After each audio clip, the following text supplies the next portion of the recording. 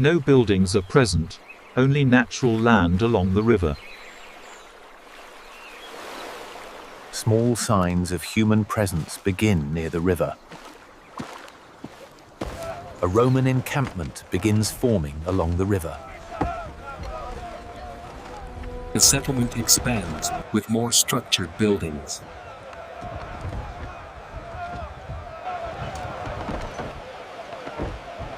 Stone buildings begin replacing wooden structures. The city becomes more developed and organized. Building density increases across the city. The Roman city reaches a stable structure. Additional buildings fill remaining open spaces. The city becomes tightly packed with buildings. The Roman city reaches its peak density.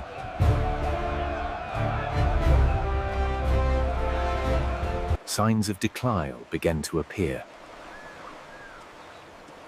Buildings begin to deteriorate over time. Parts of the city become abandoned.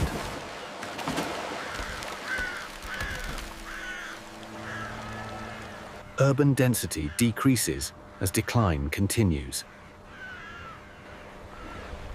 Most of the Roman city has deteriorated. Only small parts of the settlement remain active. The area becomes largely abandoned.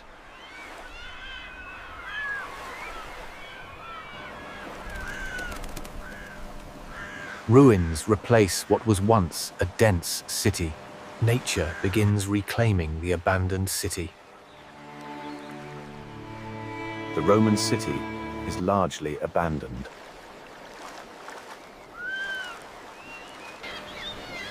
Nature continues to reclaim the land. Only scattered ruins remain visible. New wooden structures begin appearing again.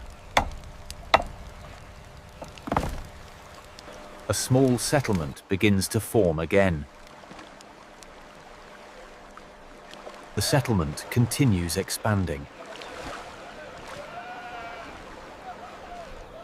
Building density slowly increases. The settlement becomes more organized. The city begins to grow again. More buildings fill the remaining spaces. From ruins, a new London quietly begins to take shape. Wooden homes spread outward, following the rhythm of the river. What was once scattered begins to gather into a town.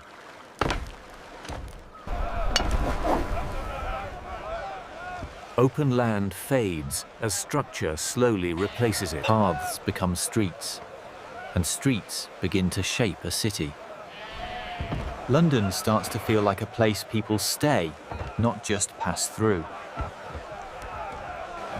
Buildings grow larger as the town gains confidence. Space tightens, and the city begins to crowd itself. The river becomes the city's center of movement and trade. London spreads further inland, no longer just a riverside. The city begins transitioning from temporary to permanent.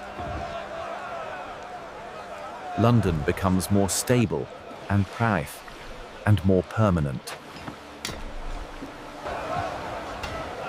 Crowding increases as the city tightens within itself. London becomes tightly packed, with buildings filling nearly every space. The city expands further inland as population grows. Narrow streets define the growing medieval layout. Open space disappears as the city becomes fully crowded.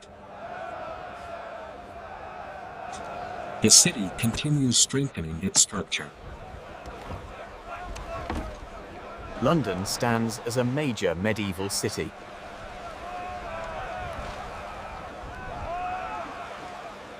The city becomes overcrowded with tightly packed wooden buildings.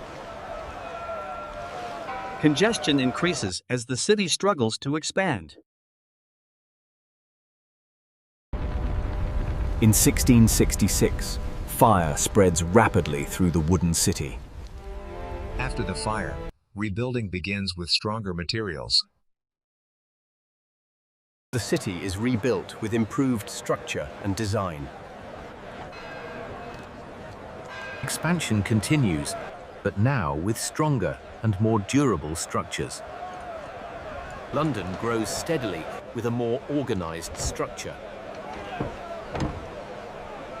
Early signs of industry begin to appear across the city.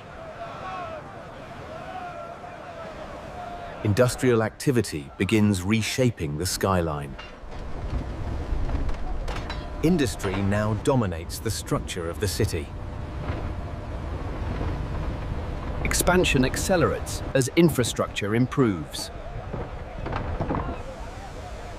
The city reaches peak industrial density. Industrial chaos begins to transition into a more refined city. London evolves into a structured and modern city for its time. A cleaner and more organized city begins to emerge. War brings destruction back to the city. Reconstruction begins, shaping a more modern London. Modern architecture begins to define the skyline. The skyline becomes dense and globally recognizable.